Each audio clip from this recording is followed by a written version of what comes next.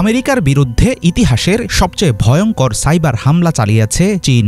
ধারণা করা হচ্ছে প্রায় সকল মার্কিন নাগরিকের তথ্য হাতিয়ে নিয়েছে চীন সরকার সমর্থিত হ্যাকার গোষ্ঠী সল্ট টাইফুন। যুক্তরাষ্ট্রের পাওয়ার গ্রিড, টেলিকম কোম্পানি থেকে শুরু করে নির্বাচনী প্রচারণা সব সেক্টরের গভীরে ঢুকে পড়েছে তারা। এমনকি 2024 সালের নির্বাচনী প্রচারের সময় হ্যাকের কবলে পড়ে ডোনাল্ড ট্রাম্প ও জেডি ভ্যান্সের ফোন। সম্প্রতি এসব চমকে দেয়া তথ্য প্রকাশ করেছে প্রভাবশালী গণমাধ্যম নিউ ইয়র্ক টাইমস। এমন পরিস্থিতিতে প্রশ্ন হলো, চীনের লক্ষ্য কি শুধুই তথ্য চুরি, নাকি ইনফরমেশনকে অস্ত্র বানিয়ে গোটা বিশ্ব নিয়ন্ত্রণের মহাপরিকল্পনা করছে বেইজিং? যুক্তরাষ্ট্র ছাড়াও অন্তত 80টির বেশি দেশে সাইবার হামলা চালিয়েছে সল্ট টাইফুন। গত 1 বছরে চালানো তদন্তে উঠে এসেছে এমন তথ্য।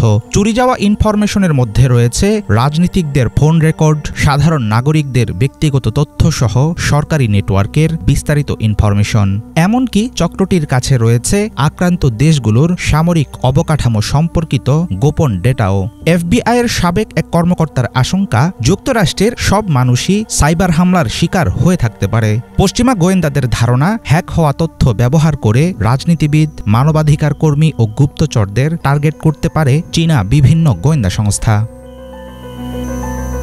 মার্কিন সরকারের নিরাপত্তা প্রতিষ্ঠানগুলোর কাছে চীনের সাইবার গুপ্তচর বৃত্তি ধীরে ধীরে বড় মাথাব্যথার কারণ হয়ে দাঁড়িয়েছে।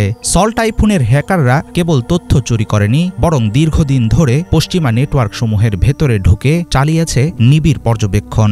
6টির বেশি মার্কিন টেলিকম ও ইন্টারনেট সার্ভিস প্রোভাইডার কোম্পানি থেকে তারা তথ্য চুরি করেছে। সংশ্লিষ্ট বিশ্লেষকেরা বলছেন, মার্কিন জাতীয় নিরাপত্তা, রাজনীতি ও বেসরকারি খাত সবই এখন চীনের লক্ষ্যবস্তু। তীব্র সন্দেহ থাকলেও হ্যাকিং কাণ্ডে বেইজিংয়ের সরাসরি জড়িত থাকার কোনো প্রমাণ দিতে পারেনি পশ্চিমা দেশগুলো। সল্ট টাইফুন একা এমন ঘটনা ঘটায়নি। চীন ভিত্তিক অন্তত 3টি প্রযুক্তি কোম্পানি এর সঙ্গে যুক্ত, এমন আশঙ্কা পশ্চিমা তদন্তকারীদের। তাদের দাবি, হ্যাকার গোষ্ঠীটি সম্ভবত 2019 সাল থেকে তাদের কার্যক্রম পরিচালনা করছে। চীনের সামরিক ও বেসামরিক গোয়েন্দা সংস্থার হয়ে এসব হামলা চালিয়েছে তারা। যুক্তরাজ্য, জাপান, জার্মানি, কানাডা, ইতালি ও স্পেন সাইবার হামলার তীব্র নিন্দা জানিয়ে চীনের বিরুদ্ধে যৌথ বিবৃতি দিয়েছে।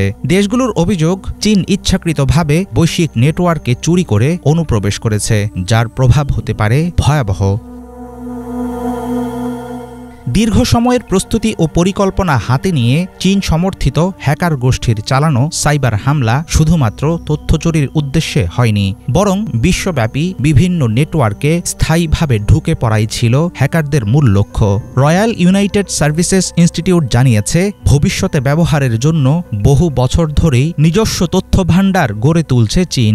এবারের ঘটনা দেখিয়েছে, পশ্চিমারা এখন আর অজেয় না, চাইলেই তাদের টেক্কা দিতে পারে বেইজিং। ডিজিটাল যুদ্ধক্ষেত্রে চীনের ক্রমবর্ধমান আধিপত্য আগামীতে আমেরিকা ও তার পশ্চিমা মিত্রদের ফেলবে চরম বেকায়দায়। হাফিজুল ইসলাম, বাংলা ভিশন।